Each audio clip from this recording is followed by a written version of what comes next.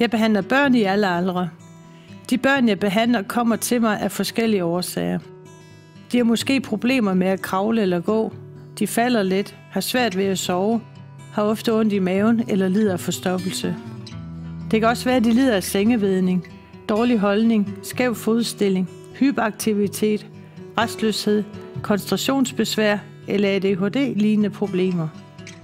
Min undersøgelse begynder med, at jeg spørger ind til problemet og dets historie, og jeg undersøger barnets rygsøjle og led i arme og ben.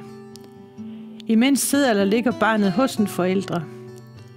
Barnet kan også sidde på en stol eller en briks.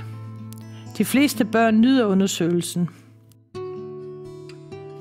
Jeg plejer at sige, at jeg taler med børnene med mine fingre, når jeg undersøger. Jeg stiller diagnosen, som jeg forklarer for barn og forældre. Derefter bruger jeg Gonstead-behandlingsmetoden, som jeg tilpasser til babyen eller barnet. Det betyder, at jeg trykker meget let og blidt. Behandlingsforløbet er individuelt og afhænger af barnet og rygsøjlens problem.